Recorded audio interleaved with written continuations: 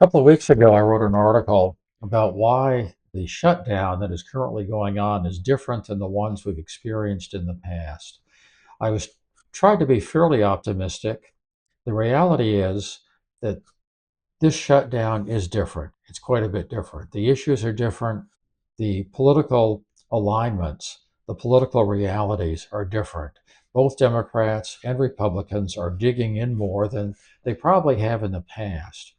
I've had the unfortunate experience of having gone through several shutdowns since it was invented in 1980, 81 under the Carter administration by Benjamin Civiletti, the Attorney General at that time.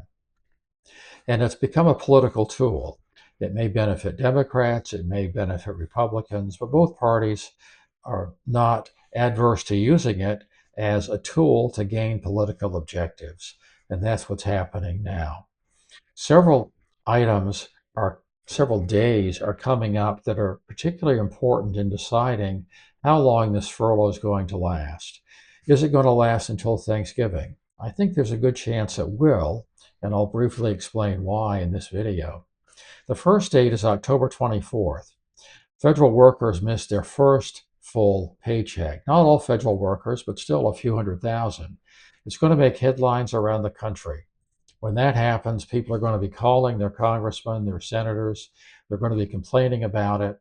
And obviously, there's going to be a lot of news stories about how federal employees are impacted.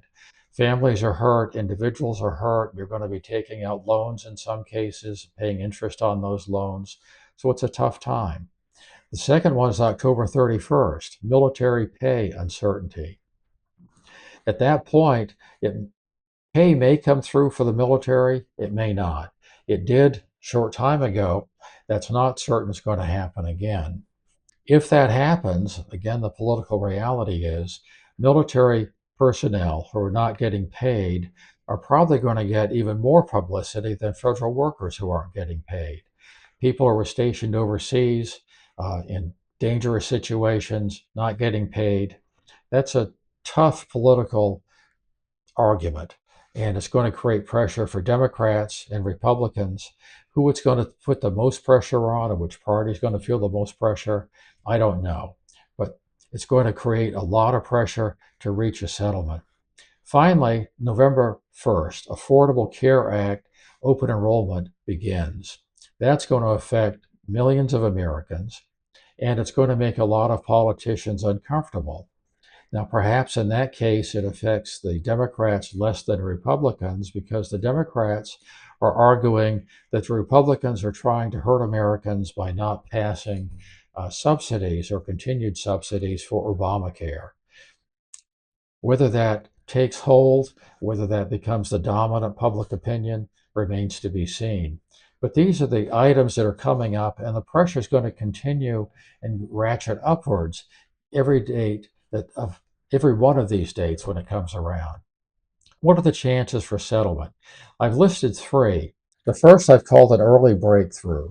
That is, we'll get a resolution in the political arena by October 24th or October 31st, based on those two dates that I mentioned earlier.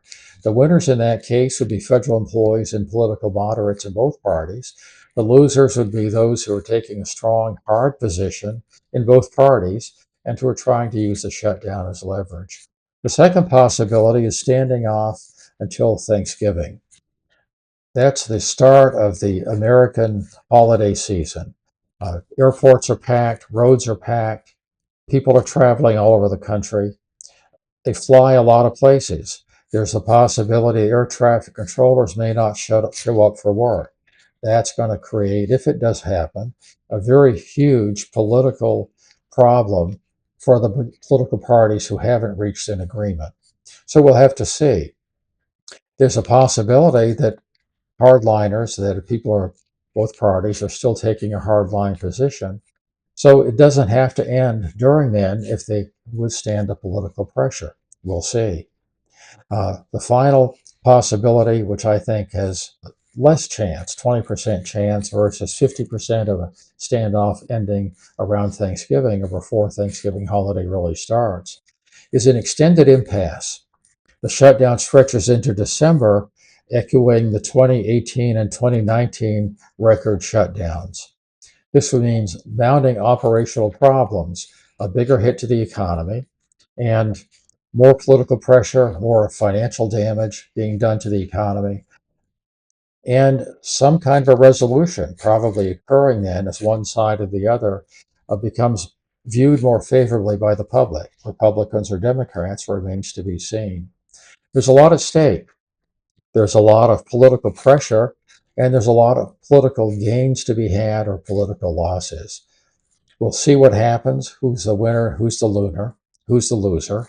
Certainly, political pressure from federal employees is making a difference, but we'll have to see how this finally plays out.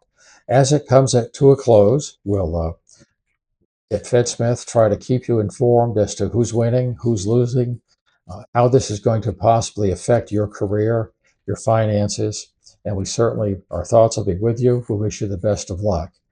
Thanks for watching.